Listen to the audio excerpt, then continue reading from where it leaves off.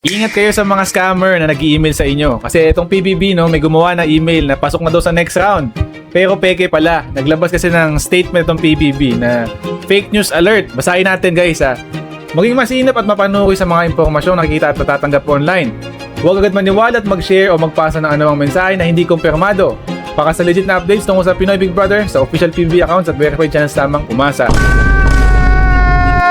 Think before you click, verify before you share. Kasi kahit ako, no, nakita ko to sa post ng ilan sa mga Pinoy, muntik na din ako maniwala na meron palang gano'n next round, yung mag-online audition pa na parang pupunta sila sa mismong on-site pagka nakakita ng malaking viral, no, opportunity sa mga scammer. Kaya ingat kayo guys. So basahin natin yung ilang comments muna dito ng ilang Pinoy, no. Daming nag-post now, nagpapasa na all na ako kanina. Now ang sinabi ko, aray mo pakak.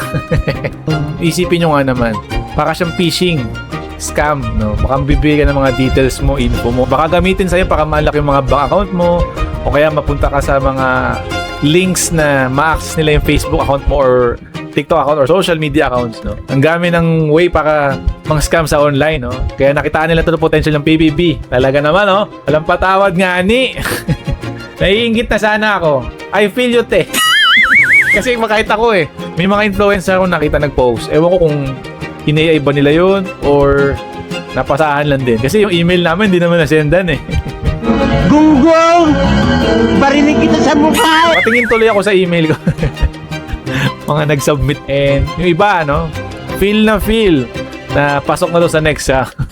Kikita mo sa imagine mo, wow, ang taas ko na. Ganon. Kala sila na yung susunod kay Fiang eh. Hindi pala. Masaya kayo?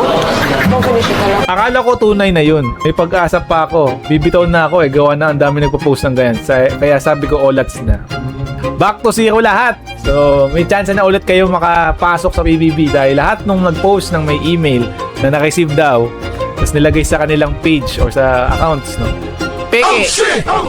Aray ko! Thank God, sabi dito. Bigla ako nagkaroon ng pag-asa. Ayan, sa mga tamad, mga unemployed, at umaasa pang meron pang opportunity sa PBB. Ayan, open ta ulit. Dami kasi naiinggit bigla doon sa mga nasenda na email eh, no? Ayan, pinagdasal tuloy kayo. Peke tuloy.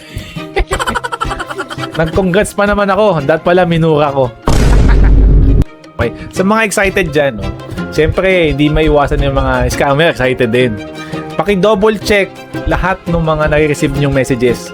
Lalo na kung nag-audition kayo, no? Kasi lahat ng pwedeng makita nyong signs na pwedeng mag-lead dun sa PBB, no? Paniwalaan nyo kagad. It's either text, may mag-call, magpakilalang manager, o may ma-receive kayo ng ganitong tulad na isang email, no? Paki-verify po muna. Di bali na hindi makapasok eh, no? Basta wag lang sana ma-scam ng pera or dun sa social media accounts, eh, no? May nakatanggap din ba kayong email? And baka naman kinuwento nyo sa mga kapamilya nyo, kamag-anak nyo, kaibigan nyo.